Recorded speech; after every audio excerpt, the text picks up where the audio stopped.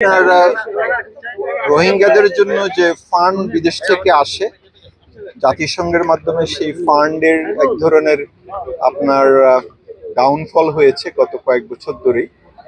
তো এই পর্যায়ে মার্কিন যুক্তরাষ্ট্র সবসময় এখানে এক নাম্বার দাতা দেশ হিসাবে কাজ করে আসছে 2017 সাল থেকে। তো এই মুহূর্তে এরকম উচ্চ পর্যায়ের সফরটি অবশ্যই আমাদেরকে আশ্বাস দেবে যে মার্কিন যুক্তরাষ্ট্র যেভাবে এই রোহিঙ্গা ক্রাইসিস ম্যানেজমেন্টের ক্ষেত্রে অতীতে আমাদের পাশে ছিলেন, বাংলাদেশের পাশে ছিলেন, সেটি ওনারা কন্টিনিউ করবেন। ওনারা বলেছেন যে ওনাদের ট্যাক্স পেয়ারদের মানি কিভাবে খরচ হয় ওনারা নিজ চোখে দেখতে এসেছেন এবং ওনারা দেখে সন্তোষ প্রকাশ করেছেন।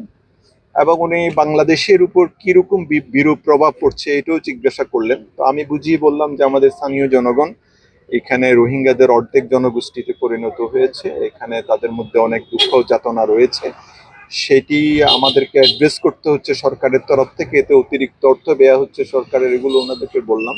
ওনারা এটা বুঝতে পেরেছেন, জিজ্ঞাসা করছেন যে এখনো কি লোক আসে।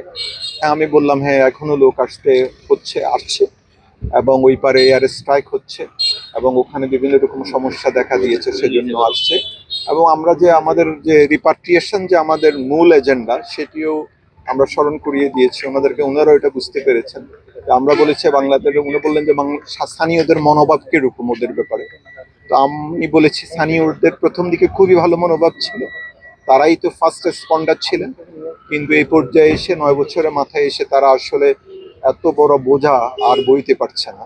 এটা ওনারা বুঝতে পেরেছেন। এবং আমি বলেছি যে রোহিঙ্গাদের মধ্যেও কিন্তু তাদের দেশে ফেরত যাওয়ার একটা আকুতি আছে। তার উনি বললেন, ওনারা স্বীকার করলেন হ্যাঁ রোহিঙ্গাদের যখন তারা কথা বলেছেন, রোহিঙ্গারা বলেছে যে তারা তাদের দেশে ফেরত যাওয়ার জন্য আগ্রহী, তারা চলে যেতে চায়। রোহিঙ্গা প্রত্যাবাসনের যে বিষয়টা উঠছে 3 লাখে, এ বিষয়ে আপনি অবগত করেছেন কিনা বা ওনারা কিছু জানেন না, 3 লাখের বিষয় আসলে আমি অফিসিয়াল এখন পর্যন্ত কিছু জানি না, সুতরাং এটি ওনাদের সাথে আমি শেয়ার করতে পারি। একটা মনোভাবে কি মনে হচ্ছে ওনারা কি এটাতে সন্তুষ্ট কিনা বা ওনারা করবেন কিনা? না, ওনারা তো ফেরত যায়, ওনারা তো ওনাদের চেষ্টা করবেন বলেছেন। এটা তো ওনারা বাংলাদেশের পাশে থাকবেন এটা বলেছেন।